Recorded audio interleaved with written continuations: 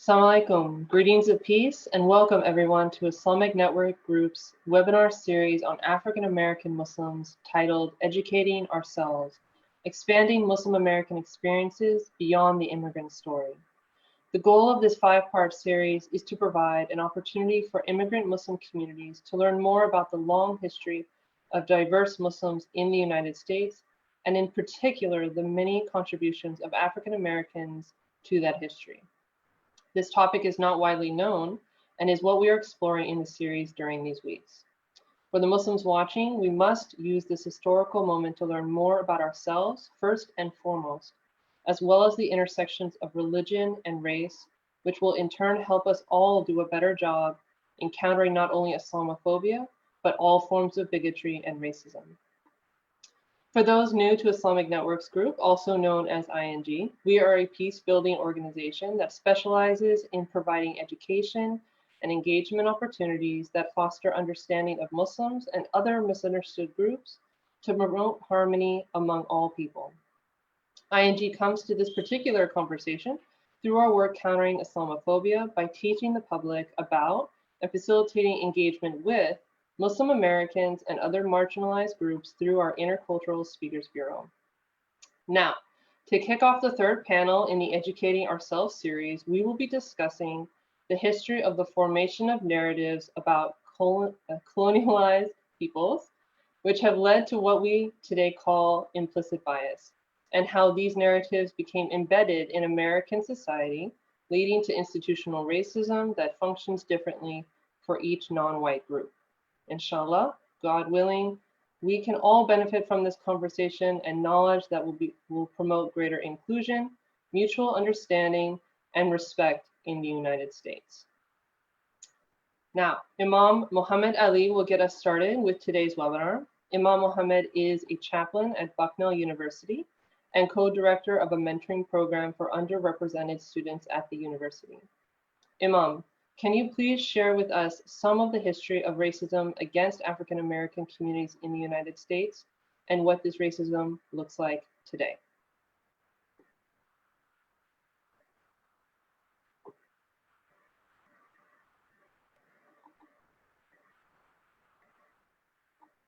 Oh, I'm sorry, you are on mute. There you go.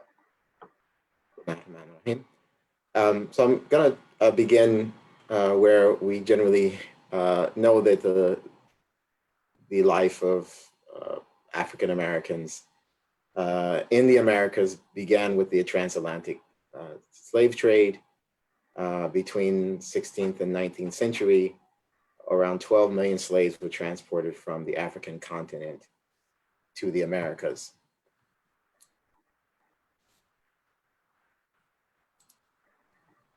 They were enslaved across the Americas.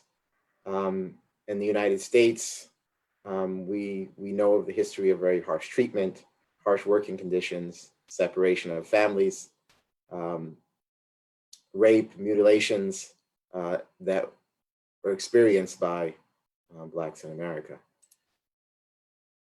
There were rebellions to slavery at the time. One of the most famous rebellions was that of Nat Turner, who led 75 men, and they killed 55 white men and was ultimately captured and hung with 16 others, and over 200 Blacks, even those who were not involved in the rebellion, were also massacred. What's interesting about that, and what sort of speaks to the theme of Blacks in the American history, is that those who supported slavery and wanted to keep slavery alive use this as an opportunity to sort of paint Blacks as barbaric and violent and essentially in need of slavery, in need of the systems in place to basically control them. And so this revolt resulted in harsher slave codes in terms of more restrictions on access to reading, even access to religious services, and so on. It also, in the North, was a great support to the abolitionist movement. And they use that as sort of evidence that Blacks were not just, sort of like animals and didn't have a drive for freedom. So it also gave a big boost to the abolitionists, which contributed heavily to the Civil War, which ultimately led to the freeing of slaves in 1865.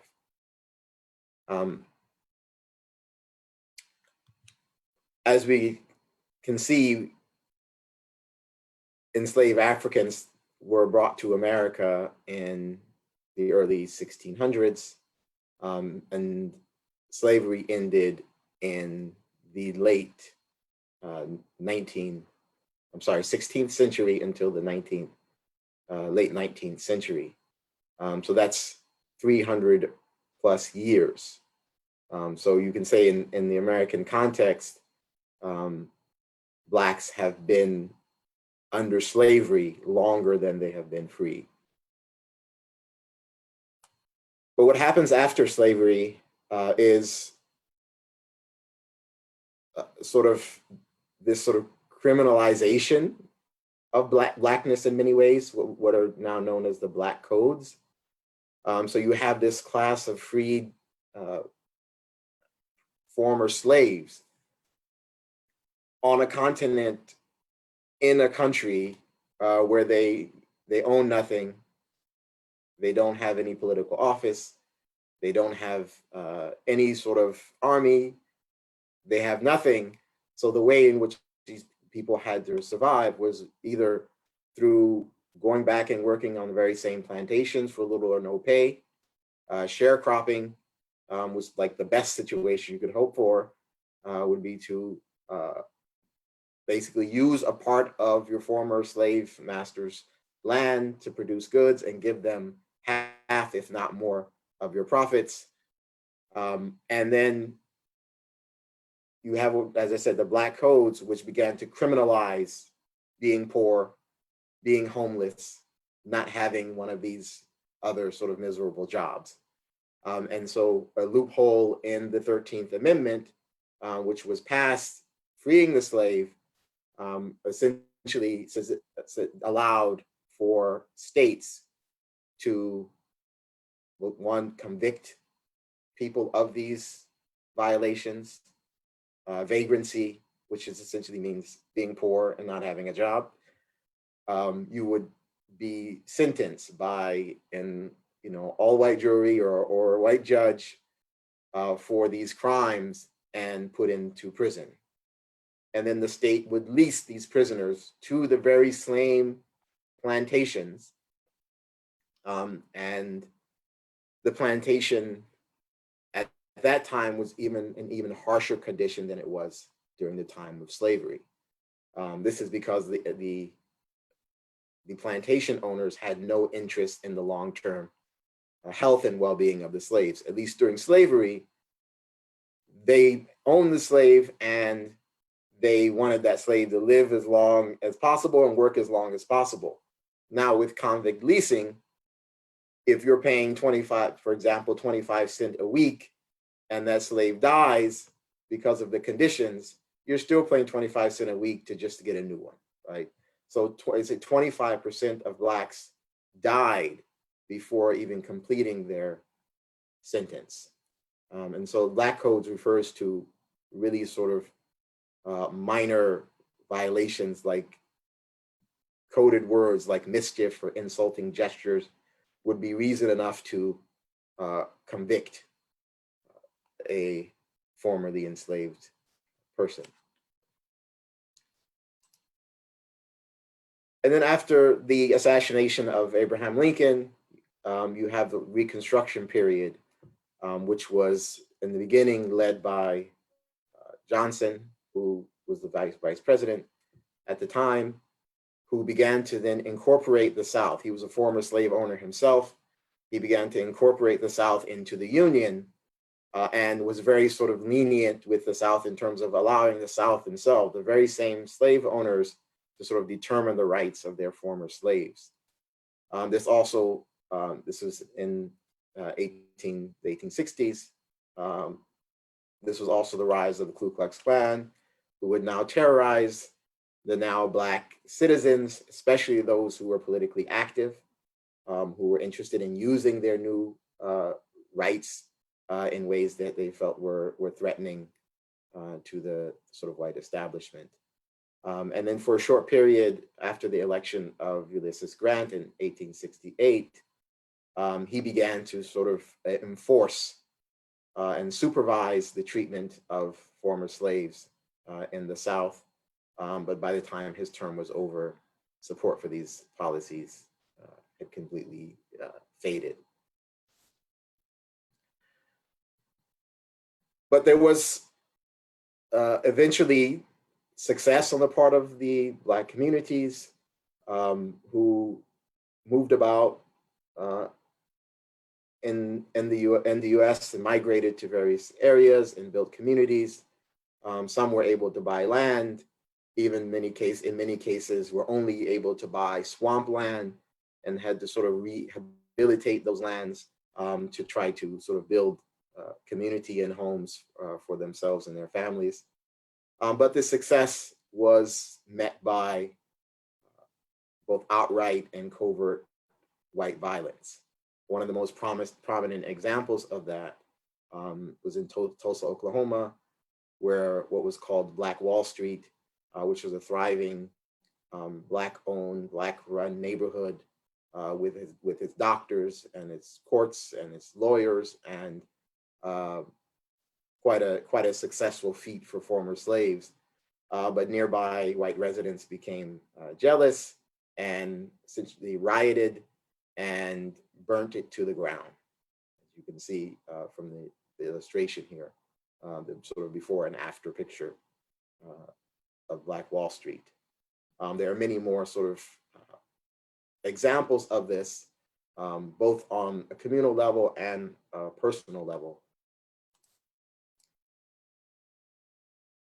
Then we move into sort of the 1930s through the 1960s into what we call redlining, which I call the sort of backbone of modern inequity. And this is when the federal government enacted policies that encouraged white families to own homes while discouraging Black families from doing the same.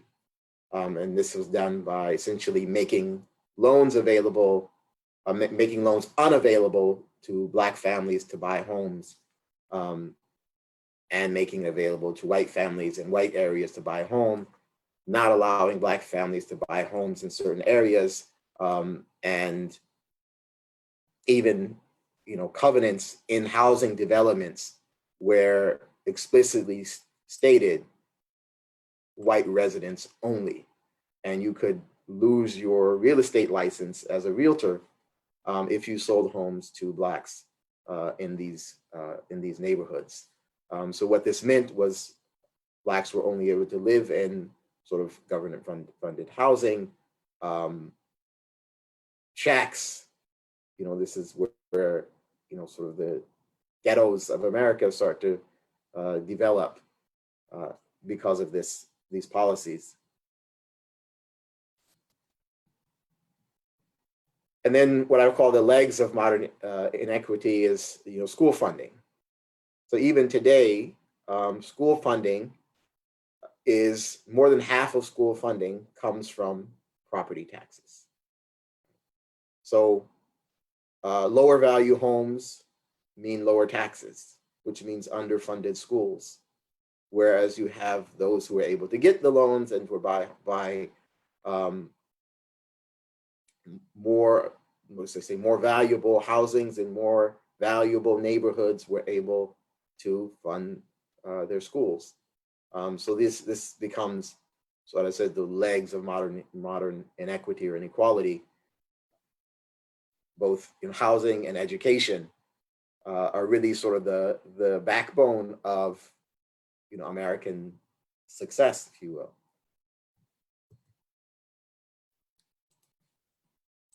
And so we move forward into, modern context of the ways in which these things affect Blacks in America today.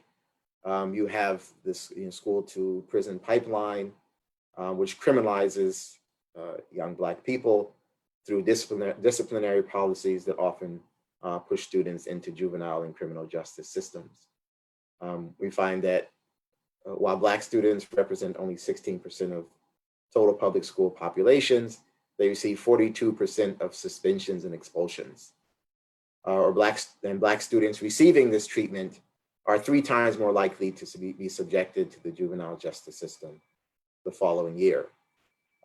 Policing in terms of racial profiling, a biased justice system, and the war on drugs, which disproportionately targets people of color, have resulted in disproportionate percentages of Blacks in prison, even though the use of drugs is spread equally among communities, white communities, Black communities, and others. There's disproportionate policing that targets communities of color. Blacks are incarcerated at 5 times the rate of whites, while only making up 13% of the population. And so they make up 37% or 30% of incarcerated people. They also receive 19.5% longer sentences for similar crimes that whites are convicted of. So Blacks are incarcerated at 5 times the rate of whites, while making up only 13% of the population. And also, given housing, which is, the building block of family wealth, Black employment and Black income and wealth gaps are significant. Black employment is generally twice as high as white unemployment, even for those who graduate college. In 2018, the median wages were 73% of white wages, and the median wealth for a Black family was 10% of that of a white family.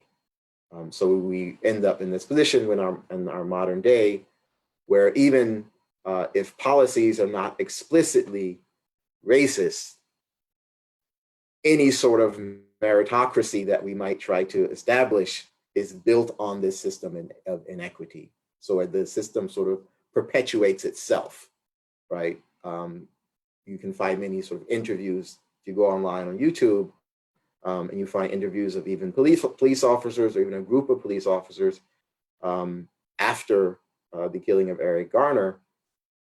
And these officers explicitly say that we have quotas that we have to meet in terms of arrests. And we know that there are certain communities that if we go into those communities, we're going to get a call from the mayor, and the mayor is going to tell us, why are you bothering these people? So we go to communities where we know there's poor people and there's no representation. There's not going to be a call from the mayor.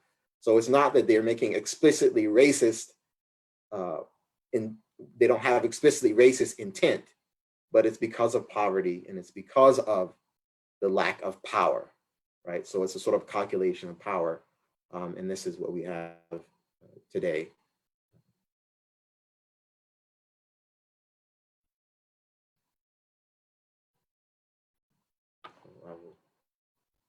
In there.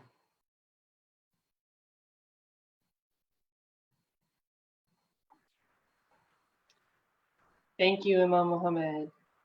Next, ING Bay Area Director Ishaq Pathan will take us through an overview of the roots of racism in the United States, addressing colonialism around the world, European narratives about non-European peoples, and how racism has been reinforced throughout history. Ishaq, take it away.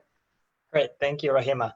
And thank you to Imam Mohammed for kind of setting the stage with an analysis of the ways in which African Americans and Blacks in this country have been systemically, have had to deal with systemic racism at different levels, whether it's education and wealth and policy and so on. And so to kind of set the stage for that, and then to talk and set the stage for the rest of our speakers, he'll talk a little bit more about their communities. The real question is, how did we get here? Why are we in a state in 2020 whereby multiple communities from different backgrounds are experiencing tons of systemic racism in this country? And really where it begins historically is with European colonialism. And so European colonialism is when 5 major European powers, which were Britain, France, Spain, the Netherlands, and Portugal, all basically who occupy 8% of the world's landmass, they basically colonized 80%. And that meant going to all of pretty much non-European regions and extracting different things from there and kind of taking over those regions.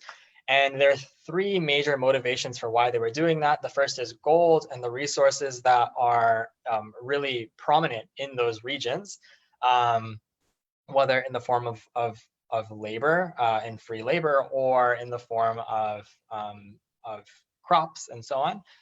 It was for God in spreading a particular notion of European Christianity to the rest of the world, and it was also for glory in terms of pushing out a sense of prestige and power, and competing with one another for who could achieve the most out of this region. As we then center into the United States, and when settlers start to come, in the 1700s, we start to see the emergence of a manifest destiny in which the settlers believe that they need to start expanding internally across America to continue that process of colonizing the rest of the landmass that existed here. And so that is kind of why, but how is it justified? And how is it justified really relates to how Europeans started to frame themselves in relation to the places that they were going. And so Europeans positioned themselves as being superior, as being advanced, as having something to share with the rest of the world, something that they needed to impose upon the rest of the world.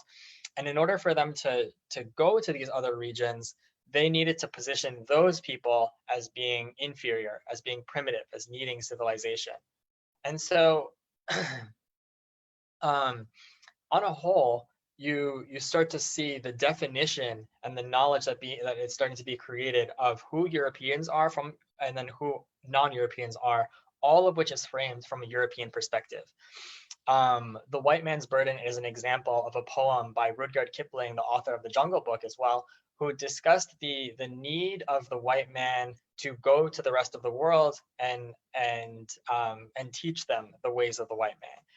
Jules Ferry, the Prime Minister of France in 1884, has a quote here, and he says, "Superior races have a right because they have a duty. They have a duty to civilize the inferior races." And in his situation, superior meant people from France, inferior people elsewhere. And so that crafting of narratives starts to appear in different ways. And so as an example, in the study of non-white men, we see images of non-white men being depicted as violent, as barbaric, as savages. And so these 2 indigenous men here are depicted, about to batter a white woman. In the middle, there is unclothed African men who are put up for auction. And then on the right, it's a Chinese man who's just now killed a white woman. And so you see a notion of power and savage from these non-European men, and they're kind of demonstrating and forcing that power onto white women in a lot of situations, or onto just white people. The Declaration of Independence had this quote talking about the merciless Indian savages whose known rule of warfare is an indistinguished destruction of all ages, sexes, and conditions. And so generally you see the ways in which non-European men, this is where stereotypes of these men start to originate. For women, it kind of boiled down to 2 major stereotypes. The first was women being overly sexualized. And so in the 2 left pictures, you have enslaved Africans who are not wearing many clothes. And then in the second picture, you have an indigenous, 2 indigenous lovers kind of in a very sensual way. And then on the right, you have a more submissive picture of women portrayed with these Japanese women or these Muslim women that are completely covered.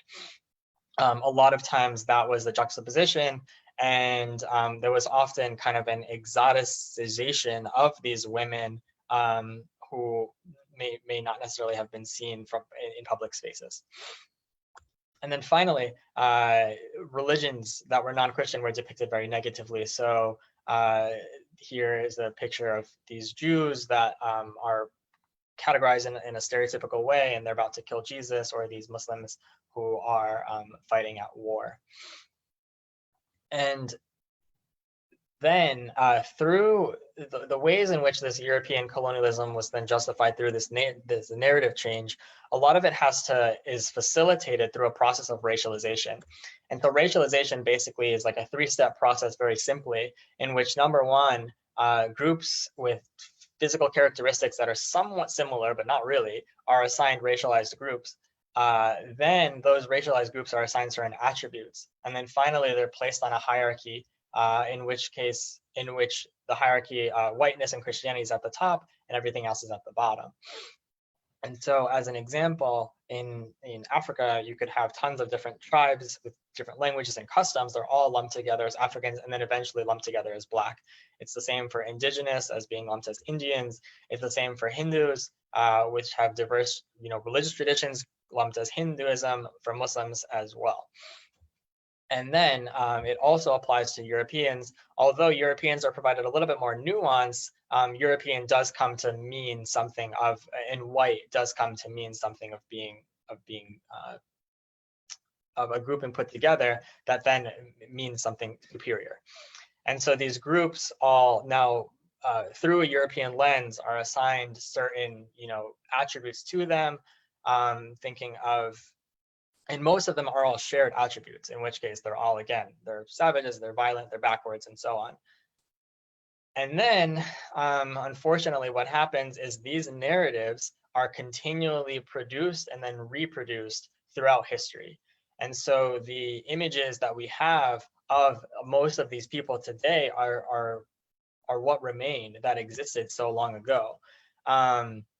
And they're reinforced in various ways, including scientific theories, including the education system, whereby certain groups are either erased from history or misrepresented in history, as well as in media coverage, popular culture, and government policies. And as my fellow panelists will continue to talk about, they'll explain a little bit more about their group of people and how that racialization, how that systemic racism has been reinforced throughout time.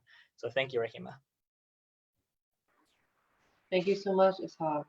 Next, we'll be hearing from Brother Shannon Rivers, who is a spiritual leader, member of the Akhmir Oatham Nation, and a former co-chair of the Global Indigenous Peoples Caucus for the United Nations Permanent Forum on Indigenous Issues. Shannon, can you please share with us some of the history of racism against Indigenous communities in the United States and what this racism looks like today? Sure. Well, first of all, assalamu alaikum. Thank you, everyone, for having me once again here on this beautiful session with you all. I want to talk a little bit about systemic racism, poverty, land ecology, and the militarization of indigenous peoples. What we see here is let me try to go from the beginning here. Of course, one of the things that we see as Native people is our children. Our children are very much who we are. They continue on our struggle and our fight. And indigenous peoples throughout the world basically are folks who still remain in very much within their traditions and customs and ceremonies. What you see here is a map that was created some time ago, but also at the top of that, there is a nativeland.ca that you can check out. It's an interactive map that talks about indigenous peoples within not only North America, what we call North America, the United States, Canada, but some parts in Mexico. So if you look at from 1776 to 1850 to today, you see the red spots. Those are majority reservations. And I want you to take a look at how racism political isolation and killing, the murder and the pillage of our land. If you look within that picture of 2017, you'll see that the majority of reservations are toward the west of the United States. Anybody on that side of the Mississippi was pretty much killed. There are still indigenous peoples that live and exist in their territories. However, the majority of them were killed and run off their land. And I want to go back to what Ishak showed, the picture of manifest destiny. And I'm asking the audience is to take a look at that picture when they get a chance. And what they're going to see at the bottom of the picture of manifest destiny of this white woman is you'll see that Native people are running from the colonists, right? The people who are coming across our territory, our land. So the history of indigenous peoples and settler colonialism and its legacy, settler colonialism, a colonial legacy commencing began with the doctrine of discovery and the patterns of domination. It is directly connected to the to prolonged genocidal forms of environmental conditions of states, economic, political, and cultural violence perpetuated against indigenous peoples and their respective First Nations. Indeed, the doctrine of discovery is one of the clearest expression of the distorted moral narrative here and religious narrative here in this country and of nationalism. Before I move on, I want to say though that with regards to systemic racism, utilizing the concept of systemic racism and applying it toward indigenous peoples regulates native people into a subethnic group and a subethnic homogenized group within the United States. Indigenous peoples, in fact, are indeed citizens of their own nations and citizens of their own political classes. They identify as Native Americans, and some seen as both memberships in a political entity as well as a race. Judicially, the United States courts have acknowledged the legal status of Native Americans as both a set of sovereign political entities and as a racial group with constitutionally guaranteed equal rights under the protection of the Constitution.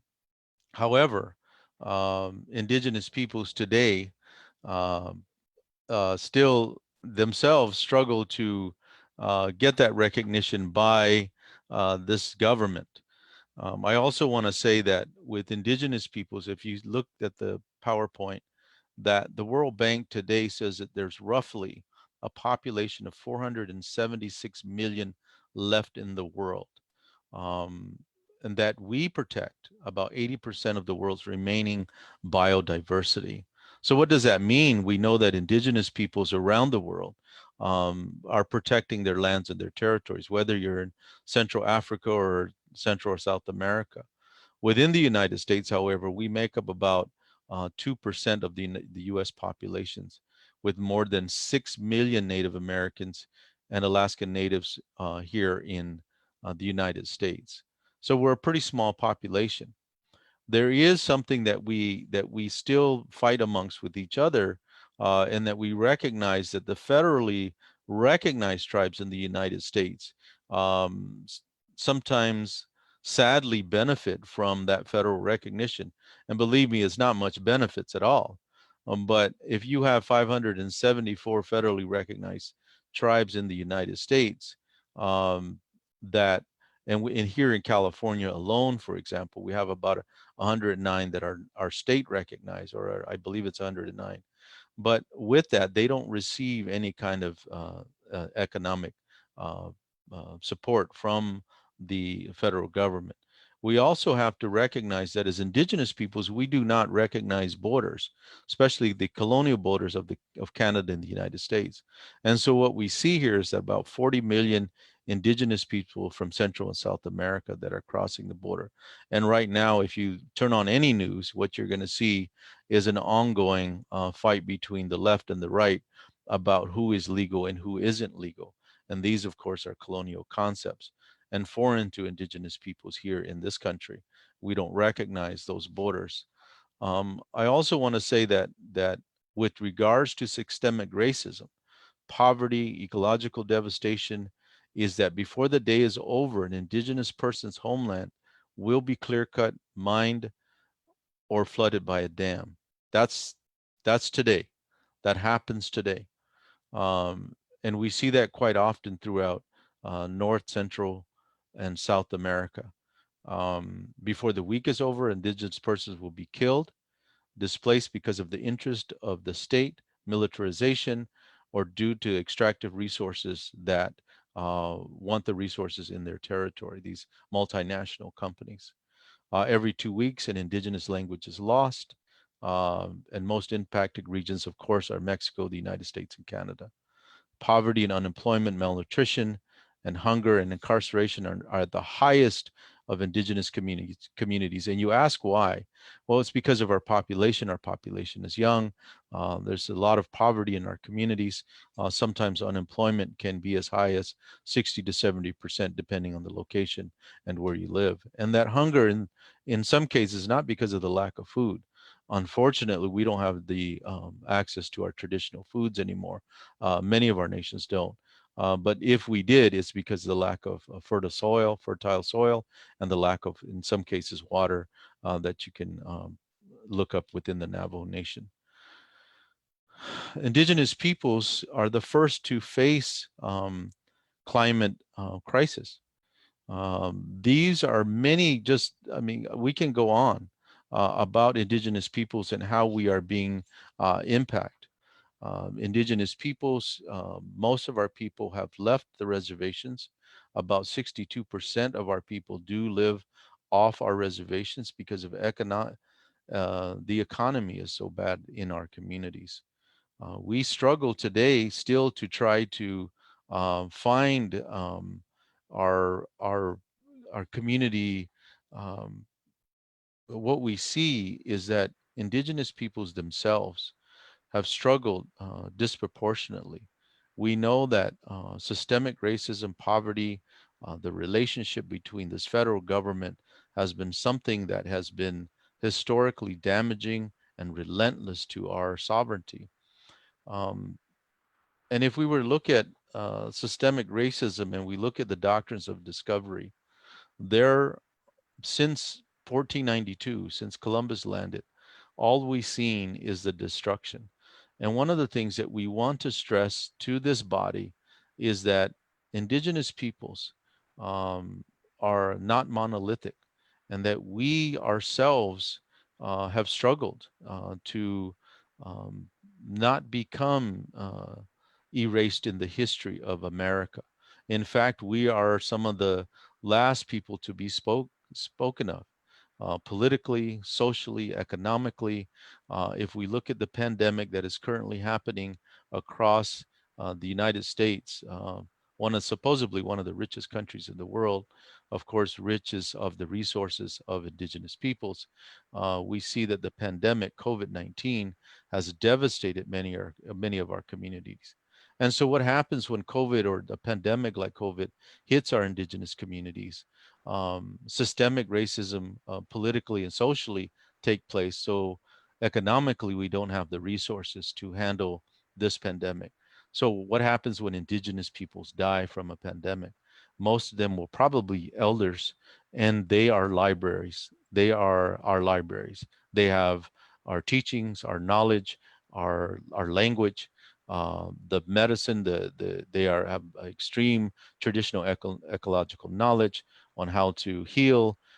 So indigenous peoples, and this is not a contest, ladies and gentlemen. This is a reality here in this country that you call the United States, that we recognize as Turtle Island, that we recognize that indigenous peoples, the First Nations peoples, are still continue to struggle with what's happening with us within these United States and these boundaries of the confine of the United States.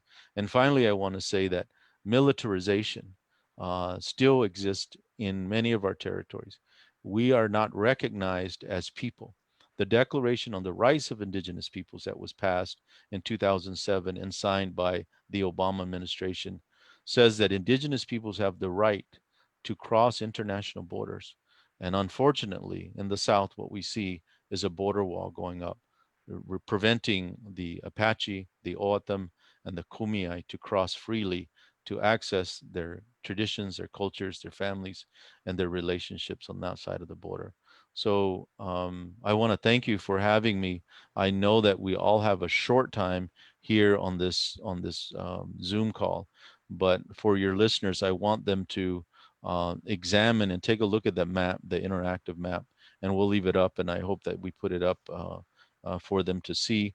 But I want everyone to reach out to us. And if you have any questions more about Indigenous peoples, please give us a call, send us an email. Thank you.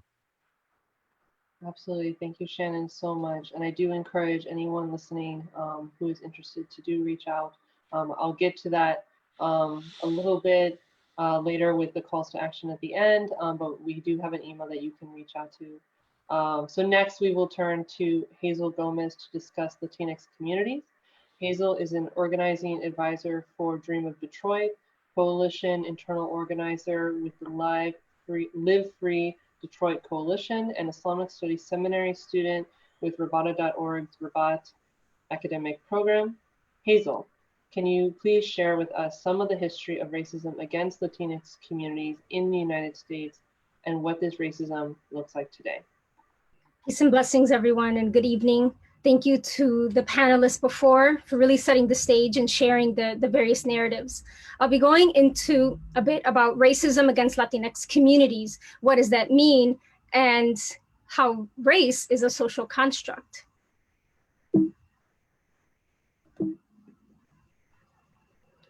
So oftentimes I get asked, and many Latinos get asked, well, is it Hispanic or Latino? Which one is it? So I provided two maps here. Hispanic means people of Spanish-speaking origins. So it's very specific to language. Whereas Latino are people with origins within Latin America, which is geographic location. And if you look on the map, you see that Hispanic also includes Spain. Whereas Latinx, the origins in Latin America, includes Mexico, the Caribbean, and all of South America, and it excludes Latin America's main colonizer, which is Spain. And so various Latinos or Hispanics pick either term that they're more comfortable with, but these are the two major terms that people self-identify. Now, when it comes to the diversity of Latinos, we are an ethnicity. So I wanted to share this comic where it says Hispanics are the #1 minority in the US. And you have all these Latinos, presumably. Well, which minority are they talking about? Black Hispanics, brown Hispanics, white Hispanics, mestizo Hispanics, Central American Hispanics, South American Hispanics, Native Indian Hispanics. And as you can see, none of these terms actually include race. I wanted to share a brief personal story. Back in July of 2014, I was filling out a hospital survey, and this is what I filled out. What is my race? Well, I put everything. I put white from my knowledge of my own family. I put white as in Spaniard, Black as in the West Africans that were enslaved in my family. And I also put American Indian because of the two tribes that my family are from northern Mexico, as well as from the island of Puerto Rico. And I also indicated the languages that I speak. But this was something that I included and I didn't hear back. But as you see, I wrote, Latinos are not a race, we're an ethnicity. And what is an ethnicity? An ethnicity is a sharing of language, of cultural values, and traditions. So the Latinx identity includes a variety of races. And I wanted to share this quote, just like America, as in the United States, Latin America has a long and complex history that intersects between Native people, European colonialization, African slavery, and global immigration patterns. And I wanted to share this graph where it's all intermingled as to what it means to be Latinx. One race that's not included here is Asian. Yes, there are Asian Latinos, as there are African Latinos, as there are white white passing or white Latinos. Now I wanted to touch a bit about implicit bias. So what exactly is implicit bias? It is attitudes, stereotypes, and belief that can affect how we treat each other. Thing is that they're not intentional. They're very subconscious and unconscious, but they have an impact on how we judge others based on factors such as race, ability, gender, culture, and language. So I want to posit a question. When I say the word peanut butter, what's the first word that comes to mind? Oftentimes it's jelly, because we have been so ingrained within this society that peanut butter automatically has this association with jelly, and it's so ingrained in us. And implicit bias is something that we also tend to do when we have these attitudes and these stereotypes and these beliefs about people that we don't identify as. And so the problem with implicit bias is that it reinforces single stories. And when it reinforces these single stories, it can and has led to racism both on an individual and personal level, as well as in an institutional level. So the thing with single stories is that single stories are incomplete. They're potentially damaging understandings of other people. In order for us to move beyond these single stories, it is imperative to explore how systemic power shapes which stories we tell, how we tell them, which stories become normalized and definitive, and which stories reinforce inferiority and superiority. And in turn, these single stories, based on the powers that be, become policy. So when I say Latino, Latina, Mexican, Puerto Rican, Honduran, Colombian, and the list goes on, there are various associations that come to mind based on implicit bias. I will not cut your grass. Alien. We're not all Mexican. These are implicit biases that intrinsically affect the diverse Latinx community. So now we'll have a look at reinforcement of racism through the media. Hollywood tends to present Latinos as fiery characters from one single country. And it's usually the Mexican hegemony, right? Because it's the nearest border. And so Latinas are often portrayed as spicy. Latino men are portrayed as a womanizer, a Latin lover. There's a generic Latin land. Latino is brown, also the dashing Hispanic, right? Hollywood also presents Latinos, for example, here as criminal, gardener, maid. What does the police, rarely ever in powers that be, doctors and nurses, very, very rarely are they put into those roles. Teacher, lawyer, judge. And so we have on this particular graph, Latinos in very stereotypical TV and film roles. Even for myself, being a visible Muslim woman, I may not be portrayed in the media as Latina because it doesn't really fit into what the mold is of what Latinx is supposed to look like.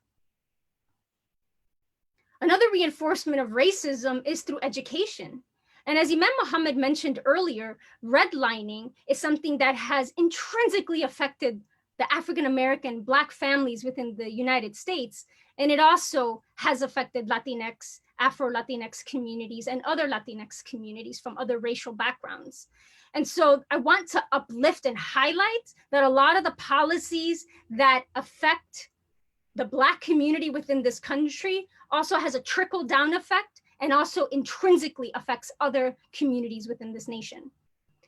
One of the pieces that I would like to mention about education is that sometimes education is used to reinforce social roles by teachers, for example, right? So it was very common on the West Coast in California in the 60s and 70s and across the nation, but Latinos were encouraged to go to trade school and not college, even if their grades were good enough to go to college.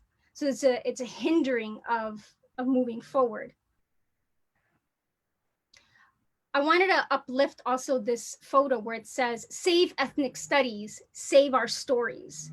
So when we have racism in education, there has been an attempt and oftentimes a successful removal of ethnic studies across various universities, removal in the textbooks.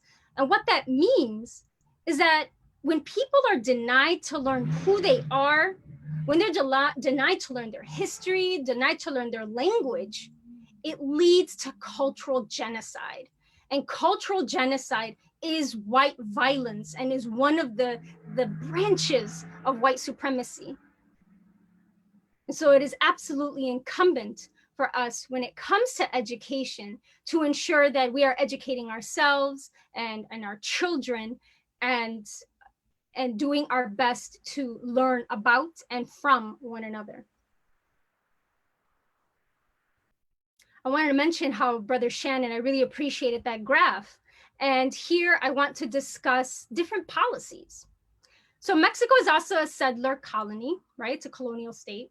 This is a map of the United States and Mexico before the Mexican-American War in 1846. As you can see, most of the west and southwest of the United States was actually Mexican land. And before that was indigenous land. And so Mexicans have long been viewed as enemy, as invaders, as foreigners. And some of the things that took place, very vigilante style, but also by the state, by Texas Rangers, lynchings and white violence against Mexicans happened in the West, such as California, as well as the Southwest, specifically Arizona, New Mexico, and Texas. And this happened between 1848 and 1928. I also want to share what Operation Wetback is that happened in 1954. So in 1954, tens of thousands of Mexican immigrants were shoved into buses, put on planes, put in boats, and they were left in often unfamiliar parts of Mexico. And there they had to struggle to rebuild their lives. These mass deportations happened during Operation Wetback, but also they date back to the Great Depression. And during the Great Depression, statistics show, historians have stated, that 1 million Mexican nationals were deported. 60% of those people were United States citizens. 60% were US citizens, but they got deported because of white violence. I want to share also another policy. It was a little informal. It was called Juan Crow laws, patterned after Jim Crow laws that were done against the African American community. And here it enforced the racial discrimination practiced specifically against Mexican Americans, and I'm sure as a byproduct, Central Americans who also migrated north and passed through Mexico, right? There's this assumption that if you come through Mexico, you're immediately Mexican. That's not necessarily true. And here is a photo of signs that says, "We serve whites only, no Spanish or Mexicans." And this was in the 1940s. Now, another policy is, here's a photo of the borders of the United States. And I want to ask rhetorically, where is that wall being built? It's not along the Canadian border. Canadians considered white, it's considered a Western country. It's actually being built on the southern border of the United States with Mexico. And here, this political cartoon speaks volumes on what that looks like. Other policies, as Brother Shannon uplifted, is a current border crisis that is due to the US imperialism in Central America really has affected the indigenous communities. Mainly, many of the children, many of the families that are separated, many of the ICE raids that are happening to the native populations of Central America, Southern Mexico, and other parts of South America. And I want to highlight this comic, if I may say. Highlight this comic. It says, El Cuarto de Julio. So El Cuarto de Julio means Julio. That's the name of the little boy. It means this is Julio's room, but it's a double entendre. It also means the 4th of July. So when you look at it, this comic actually came out on the 4th of July. It really struck me because it's the 4th of July as the perceived independence of this country for just a few. But this is Julio's room. These are our children at the border. And when you look at policies, other policies, you have the increase of private prisons, the increase of private detention centers, and there's policies that feed into those private detention centers. Now, I want to highlight this graph in particular. Now, with this graph, it shows most of the population within our carceral state are predominantly African American at 40%, Latino at 19%. Now, remember, I started off the presentation stating that Latinos are not a racial group. And so Latinos are often misidentified or identified as white or identified as Black and not as Latino. So those numbers could actually be a lot higher. And for this, I wanted to pinpoint the Arizona SB 1070, Support Our Law Enforcement and Safe Neighborhoods Act. I was actually in Arizona during that time registering people to vote because of how racist this particular law was. And I remember I was trying to register someone at a bus stop, and he was a white Canadian man, and he said, "Well, I'm undocumented, and so I can't register to vote. But this law, I would never get picked up because I am a white man, and I can pass for a white American, and law enforcement will never reach out to me. But I'm undocumented." And I thought that was really powerful. Here I was trying to get people to register to vote, to combat this law so they can vote against this. And here was somebody from another country who completely understood that if somebody was next to him at the bus stop who looked stereotypically Mexican, right? As we said, Latinos are perceived to be as brown. If he's at the bus stop, and if somebody was next to him who's Mexican or perceived to be Latino or Mexican, they would most likely get stopped by law enforcement and be documented, but he wouldn't. And that really shows how this systems and this institutionalized racism works. And the last point I want to make is heavy policing in Black and Latinx communities. There are policies that are done to increase the surveillance within our communities in order to feed the private prisons and to feed the private detention centers because they work like hotels. The more bodies, the more money. And because of the point that the Latinx community is vast, there are over 30 countries in Latino America, in Central America, Suramerica, and the Caribbean. And I did not only want to focus on the Mexican or Central American experience, I also want to uplift Puerto Ricans. So Puerto Ricans have US citizenship, but there's a story behind that. Due to the Jones Act of 1917, the US government allowed for Puerto Ricans to get citizenship, but it came at a price. Once they became American citizens, they were subject to a military draft, and they had to get drafted to fight a war that they had nothing to do with, but it came as a result to acquire that American citizenship. And so all these anti-Latinx reinforcements have led to institutionalized racism. And there's so many different words, right? Institutional racism is also known as systemic racism, is also known as structural racism. And with these institutionalized policies that many of us live through on the daily, it also affects people on an individual level. And you have xenophobia that happens, where you have mass shootings of Latinx and Black communities. And I want to pinpoint that I started off with implicit bias and structural racism.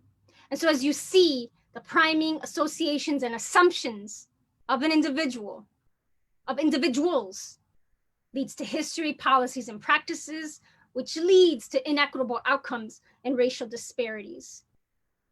And I want to remind everyone that individuals make up systems, but we're not in a vacuum. Systems are also made up of individuals. And I want to remind us all to be open to learning. And one of these great resources is Divided No Longer, Calling Out White Supremacy, Understanding It, and Dismantling It. And there is a phenomenal book list that I highly recommend. And before I end, we combat racism by learning who we are as individuals, the histories of every single one of us within this country, and also getting to know one another. There is a poem by Aurora Levins Morales, Child of the Americas, that transformed my life as a 13-year-old, and I will briefly read it before I end. I am a child of the Americas, a light-skinned mestiza of the Caribbean, a child of many diaspora, born into this continent at a crossroads. I am a US Puerto Rican Jew, a product of the ghettos of New York I have never known, an immigrant and the daughter and granddaughter of immigrants. I speak English with passion. It's the tongue of my consciousness, a flashing knife blade of crystal, my tool, my craft. I am Caribeña, island grown. Spanish is in my flesh, ripples from my tongue, lodges in my hips. The language of garlic and mangoes, the singing of poetry, the flying gestures of my hands. I am of Latino America, rooted in the history of my continent. I speak from that body. I am not African. Africa is in me, but I cannot return. I am not Taína. Taíno is in me, but there is no way back. I am not European. Europe lives in me, but I have no home there. I am new. History made me. My first language was Spanglish. I was born at the crossroads, and I am whole. Gracias. Thank you, Hazel. That was incredibly powerful. I'm sure I speak for all of us. That was incredibly powerful. Okay, so our next speaker is Dr. Do, who is a professor of sociology and interdisciplinary social sciences at San Jose State University. Dr. Do, can you please share with us some of the history of racism against Asian American communities in the United States and what this racism looks like today? Great, thank you. First, thank you for having me and to the wonderful panelists for such a wonderful Zoom session so far. So I wanted to begin with something a little bit different, which is the fact that I think that oftentimes when we talk about racism and discrimination and systematic racialization and all that, we tend to forget Asian Americans. And part of it, I think, has to do with this model minority myth, right? So the model minority myth sort of plays this idea that I think all the speakers have spoken about, which is the idea that you divide and conquer folks, right? So you bring in this idea of African enslaved folks, you destroy the indigenous folks, you bring in Latin America, or you conquered Latin America or Mexico and the West. And then you bring in Asian Americans or Asians to be labor. So one of the points that Ishaq has made is in terms of the resources that America was trying to get as he was developing into this nation that we now live in. And so I want to begin there because I think that that's a stereotype that is pretty much in all aspects of our lives. It begins with this socialization. So if we don't know the history of Asian in the United States, what we begin to think is that Asians have always been successful. So I want to go back to before 1965. So in Asian American studies, we tend to break down the history of Asians in the United States pre-1965 and post-1965, because there's a very diametrically different ways of looking at it. So before 1965, Asians who came were brought in primarily as cheap labor. And such the fate was that they followed the experiences of African and or enslaved people in the sense that they were only brought in to work, to help make wealth for the Americas, right? So you have the Chinese coming in and working as a railroad. And when they were no longer acceptable because of the racial issues, because of the competition, because of the success, we then passed laws to exclude them. So in 1882, we passed the Chinese Exclusion Act, which in effect stopped Chinese immigration. But we still needed labor. So we brought in the Japanese, right? So Japanese also were brought in as cheap labor. Now, one of the common themes of a lot of Asians pre-1965 is that while they were brought in as cheap labor, they were not allowed to become part of our society. So this constitution idea of we the people doesn't include everybody, as all of the speakers have talked about. In fact, it only includes certain types of people. And so one of the things that I try to tell people is in the sense that ever since that has been created, people have tried to make that expansion to include we the people, to include all of us, including those who have been genocide, including those who have been brought in enslaved folks, including those who have been brought in and then kicked out, and everybody else, right? So Asian Americans have done that. But one of the things that they have tried to do is to insert themselves. So despite the fact that there are laws that were passed against them, so they couldn't intermarry, so this anti-miscegenation laws that were passed, there were laws that were passed that not allowed them to be able to buy land and therefore cannot become citizens. They circumvented a lot of these laws. And so for a while, we had this population that were only brought in as cheap source of labor. And also for the Chinese immigrants, they were seen as primarily single men, not unmarried men, because they had to leave their wives behind, but single men. Fast forward to 1965, after the 1964 Civil Rights Act, and we Americans decided to give a different face to the world, meaning that we're less racist, that we're more inclusive, and so on. And now we have a new wave of Asian immigrants coming in. These folks are the more educated, are the ones that come from middle class. They were selectively brought in, again, as not a cheap source of labor, but still as a source of labor, right? So now you have the engineers, you have the doctors, you have the accountants, you have all those folks who are brought in and have become successful. So part of this whole idea now that we think about model minority is that we see the success of these folks, right? So when you turn on the television, look at the newspapers, these are very successful people. And the question that sometimes other people pose is, well, how come you can't do what they're doing? And as the previous speakers have talked about, is because of racial policies. If you bring in people with the intent to allow them to become part of our society, then of course they're going to succeed. If we exclude them, if we make laws so that they cannot buy housing in certain areas, they cannot get loans, they cannot be educated, then of course people are not going to succeed. So part of what I think is happening is that we are seeing the rise of people who come to realize that all of the folks who are brought into the US, and now the COVID-19 has highlighted this even more, is that this system is no longer working, right? In the sense that we have racially divided folks, we have created such a diverse, I mean, a wide gap in the social class that this is no longer sustainable. We also have the climate crisis that Brother Shannon talked about, which is at the forefront and should be at the forefront of everything else that we do. And so one of the things that you do is that as soon as something happens, at least with Asian Americans, is that they lose that honorary status, that temporary status as honorary white. So you see the rise of violence, especially when Trump calls the coronavirus the Chinese virus or the Hunan virus. So what you see, and I think this is my takeaway point, is for us to really understand that this whole system was set up to divide and conquer all of us. And the young people who are now sort of at the forefront of this social movement are reminding us that we can actually begin to create a vision for society that's different, that we have to be able to create that because it's not sustainable. And so one of the things that, you know, in terms of socialization, and I think Hazel talked about this, is in education, one of the things we do is we tend to socialize people into the stereotypes. And the mass media has a very powerful tool. And as Ishaq had talked about and showed those stereotypes, those are reinforced, right? And in order for us to come together, I think that we have to think about what is the vision of the world that we want to see, and to fight against the systemic and policies that have created to sort of like racialize all of us and put us in this different racial hierarchy, and to understand the struggles of one another and to support one another.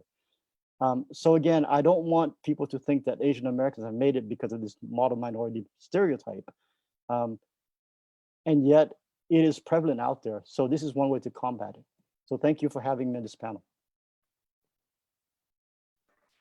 Thank you so much, Dr. Doe.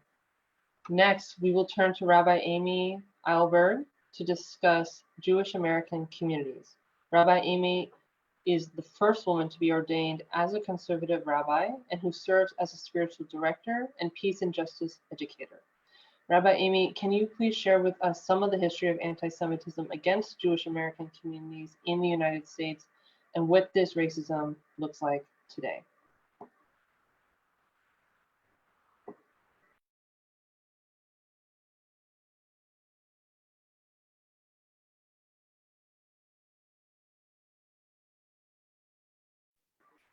Sorry about that. No problem. It was the button. There you go. Right. Perfect. Yes, thank you. Thank you so very much. I am just so grateful to have been on this panel, both because I've learned so much from the other extraordinary speakers, and because I very much appreciate having Jews and anti-Semitism included in a discussion of racial, religious, ethnic discrimination and oppression. So in order to talk about anti-Semitism in America, I really need to go back a lot further. I'm going to do a very, very quick rush through the history of anti-Semitism, because without understanding some of the ancient and medieval history, it's hard to know to understand what American Jews live with inside themselves, even though the position of American Jews has improved very greatly in 20th century America. What's most important is that, first of all, Jews are not a race by any stretch of the imagination, even to the extent that all the other races a social construct always. There are Jews who are white, there are Jews who are Latinx, there are Jews who are African-American, there are Jews from all over the world who look in some cases like the places where the people in the places where they came from. So that's just completely inaccurate. But the beginnings of anti-Semitism were focused on religious differences between Jews and Christians.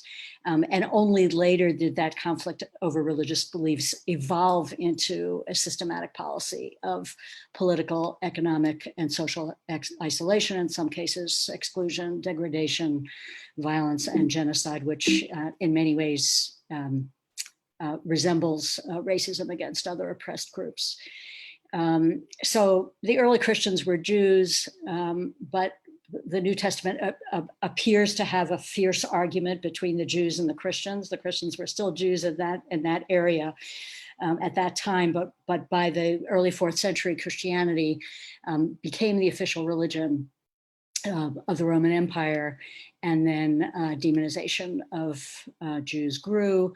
In the Middle Ages, as not so well known, crusaders who were essentially out to kill Muslims looted and raped and massacred Jewish communities along the way from the 13th century, 13th, 14th century onward. Jews were subjected in many countries, primarily of Christian Europe, subjected to political, economic, and social discrimination of all kinds, systemically, much like systemic racism that we've seen against other groups.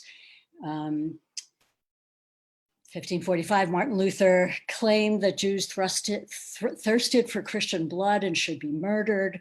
Many countries of Europe it insisted and legislated that Jews could not own land.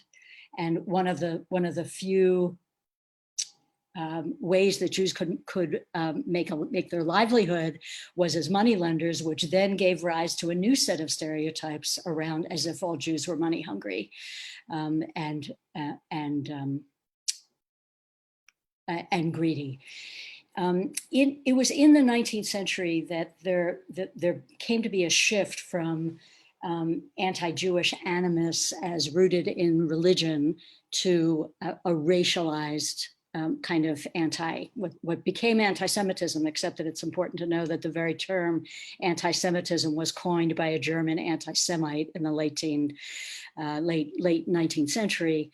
At that point, Jews were called a race, called unimaginably horrible names, all kinds of conspiracy theories, most famously the early 20th century Russian idea that there was a conspiracy by rabbis to take over the world.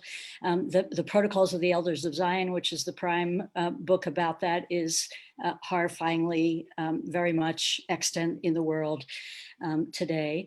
And although there were Jews in America in colonial times and in the mid-19th century, it was the late 19th century and early 20th century when waves of pogroms, that is riots by townspeople instigated by governments, generally Christian governments, that resulted in mass migration of Jews to America. I think I don't need to say much about the Holocaust, not the first genocide against Jews, but the largest and most horrifying. I think that's well known, so I don't need to say more. In the early 20th century, there was significant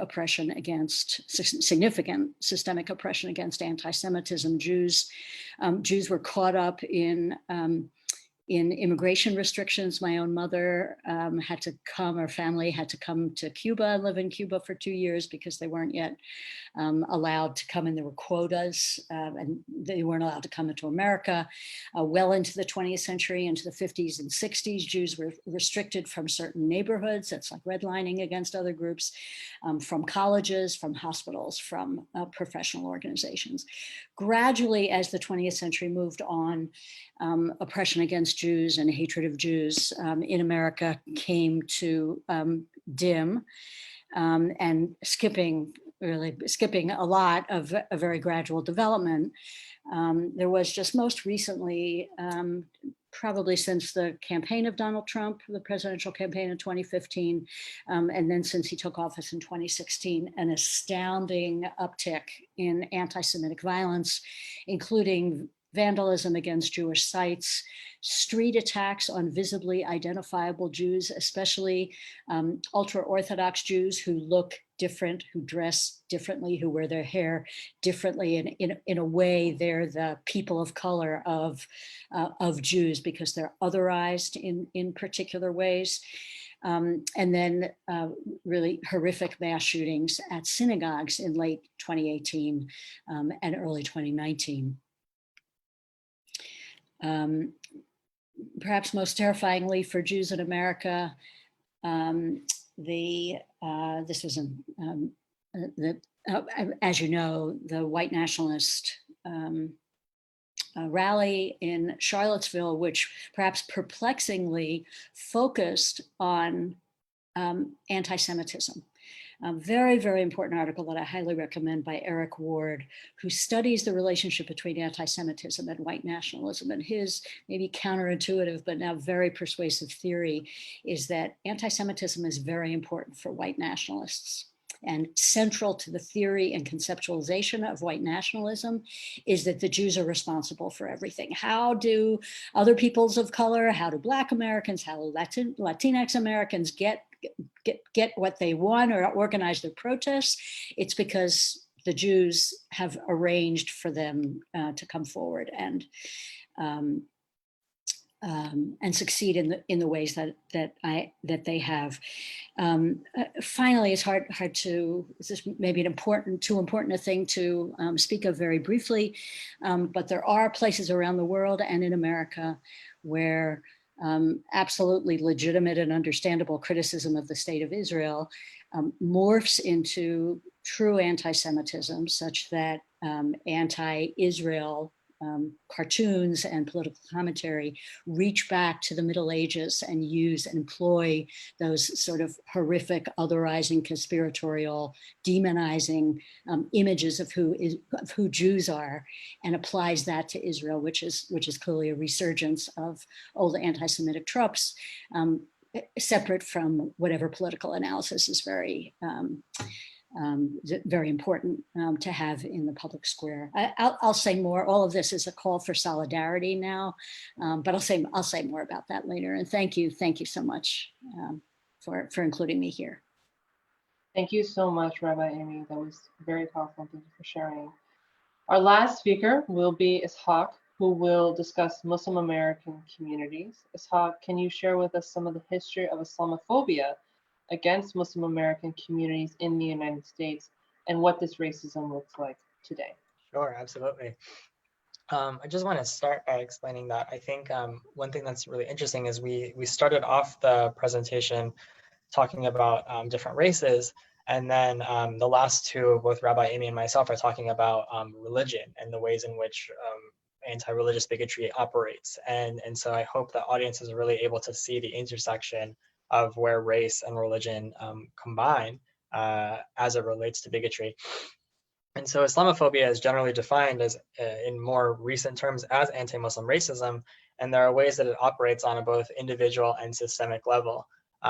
Its roots draw back to Orientalism. So earlier I actually showed these two pictures when I was talking about European depictions of Muslims, is that you have European depictions of Muslims being violent, and then very much presently today you have movies and other forms like that, which show that the similar idea of a Muslim terrorist. In the bottom picture, you have Muslims that were depicted to be fully covered and juxtaposed in a different way with Western women. And you have that same thing here. This is a promotion for Homeland, I think Homeland season 4. So generally, you can kind of get a sense for the ways in which old ideas of Orientalism, which was the study of Muslims primarily from a Western gaze, seeps into New Age ideas of Islamophobia. It then manifests systemically in various ways. And so primarily Muslims are viewed as the enemy. They're always juxtaposed to the West, juxtaposed to the Christian, to the white Christian. Whether it's the Crusades or in more present day popular culture.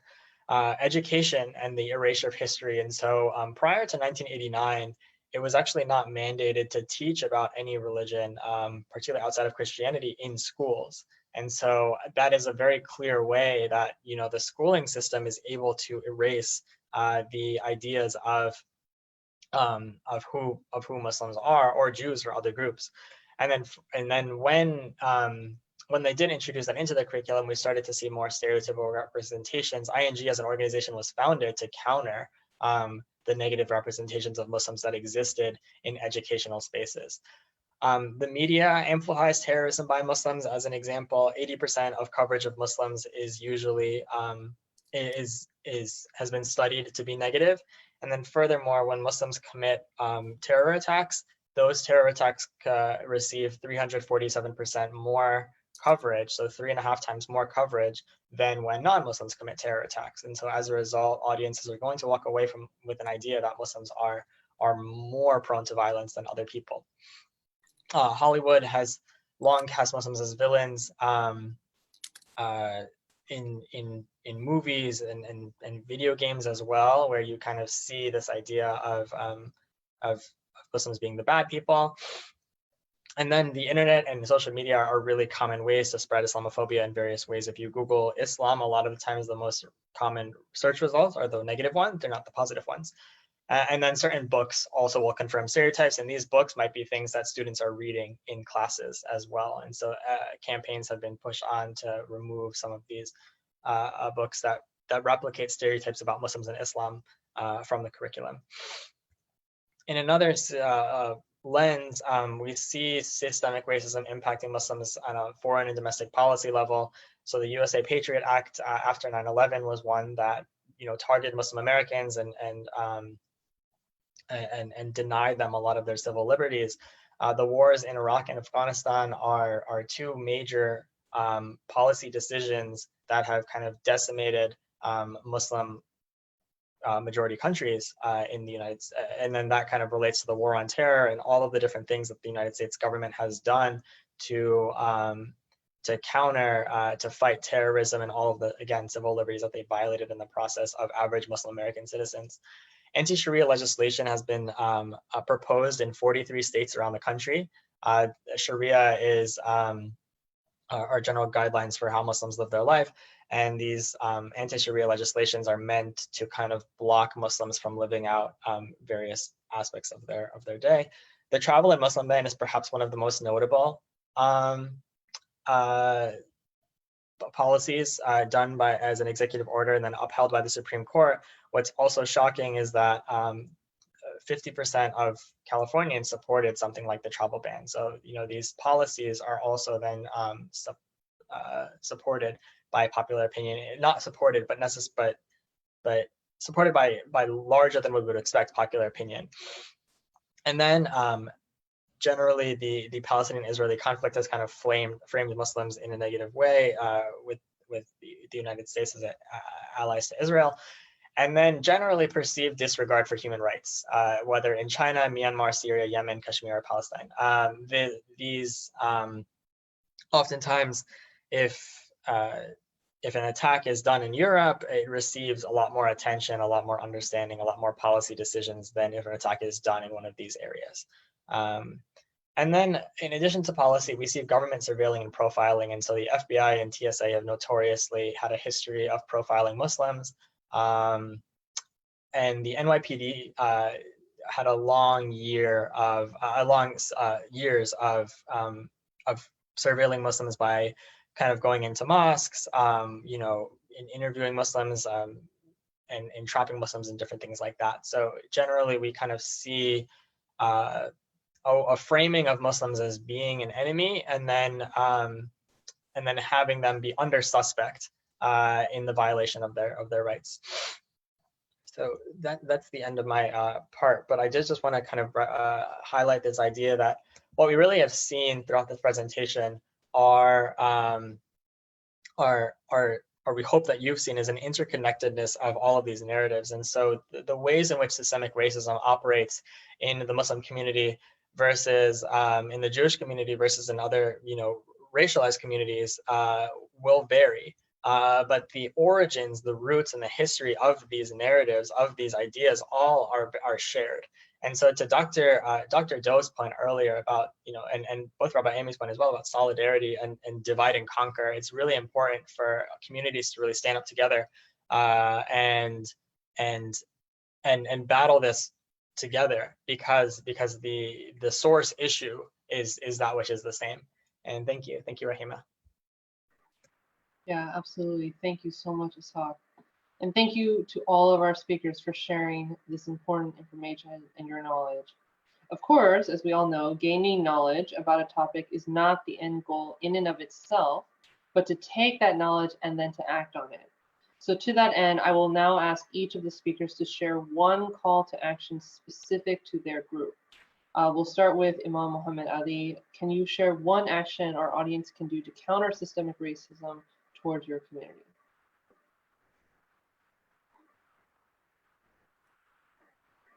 Thank you so much. I think one of the themes that that I wanted to highlight is this sort of demonization of struggle, right? I gave you the story of Nat Turner, who he and the people along him were being enslaved, tortured, murdered, raped. Yet when he stood up against this sort of system of oppression, that was used by those who wanted to continue that oppression to suggest how violent and inhumane sort of Black people are. So you see sort of this constant sort of demonization of any sort of uprising or resistance towards this sort of status quo. And so I would say that the response to that, is one, be sure that we are not being sort of recipients consciously or subconsciously of these narratives about one another. And that takes a lot of conscious effort. And two, not to avoid at great cost even, not to sort of ingest these narratives about ourselves. And I think that's a big problem. We start to believe them about ourselves sometimes. And we start to aspire towards the values and the very systems that have been oppressive. We start trying to fit the mold, right, of what one of my professors used to call this aspiration toward whiteness, right? We start trying to shift ourselves to sort of fit that mold, and sort of in many ways sort of subconsciously devaluing ourselves. And then I'll say more sort of practically, in terms of the African American community, when we understand this centuries old system of demonization and criminalization, even of people who just wanted their freedom, we look at modern criminal justice systems.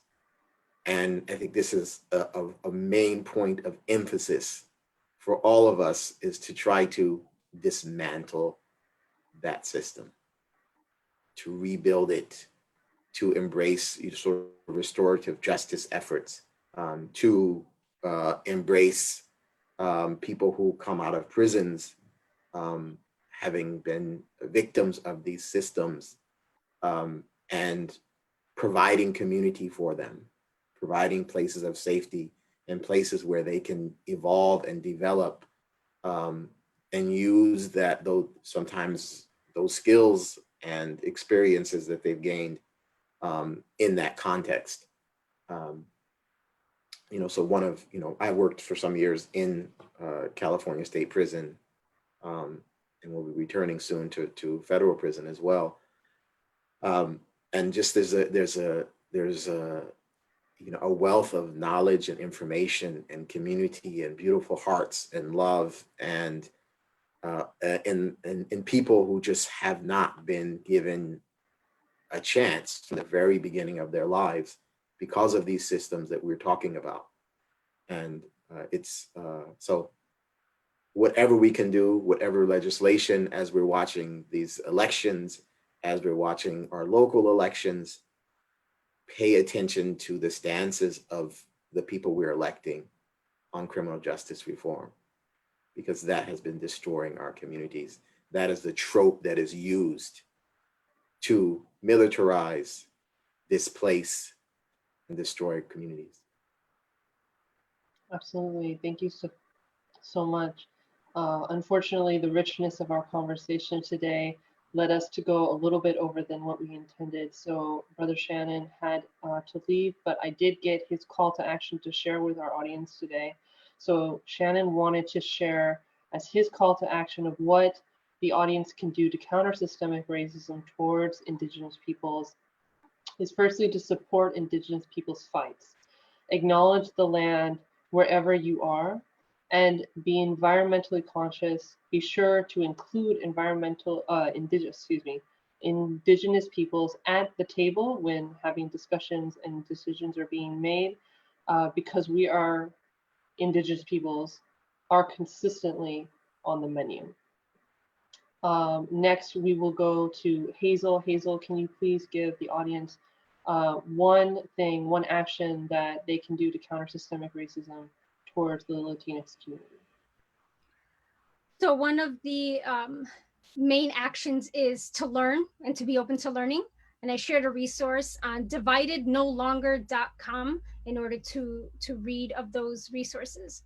And another thing, don't assume everybody's Mexican, right? Take people for who they are, and learn the history of the majority. What I mean by majority is every single one of us.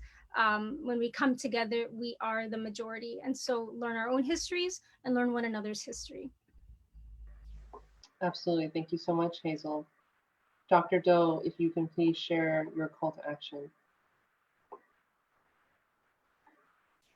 So I think that what I would like us to do is to keep demanding that all of us live up to the expectations of we the people.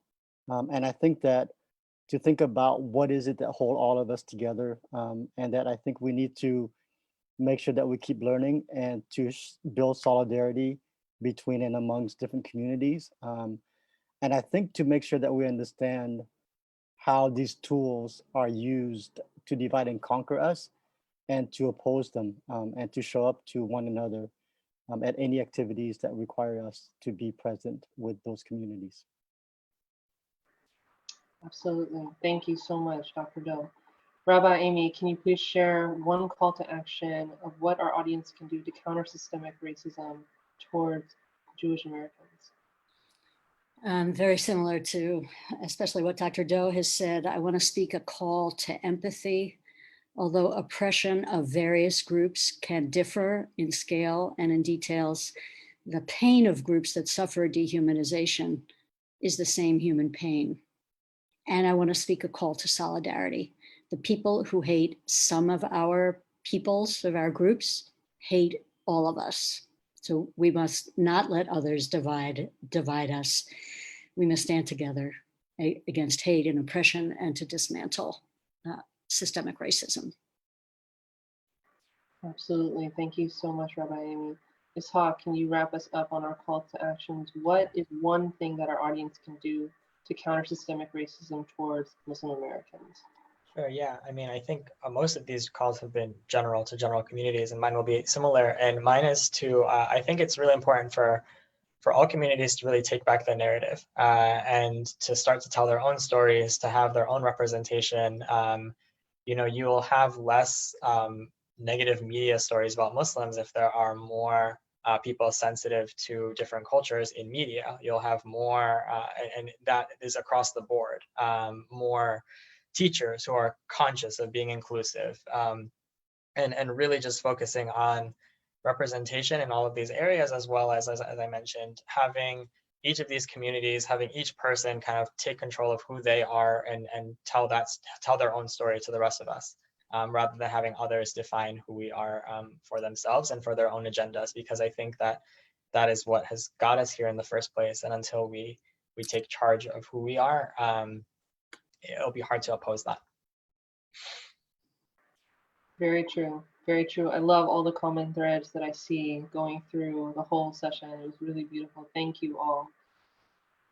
So thank you so much, speakers, again, for sharing your wisdom and your knowledge with us today. I know for all those listening, very much including myself, we all benefited from today's discussion. May God reward you immensely.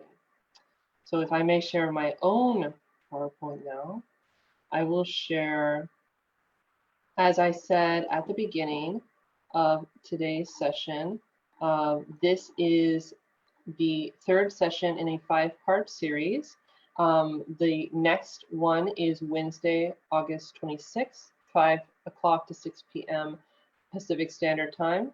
And in this one, it is called Racism in Muslim American Communities. It is a culmination of all of the discussions we have had up until this point, where we will talk about racism specifically within Muslim communities. We will meet and hear the speeches of multiple scholars and African American Muslims on their experiences, and we'll specifically use the San Francisco Bay Area as an example of that. We invite all of you listening today to join us on that conversation. And then the last session will be Wednesday, September 9th, 5 to 6 p.m. Pacific Standard Time.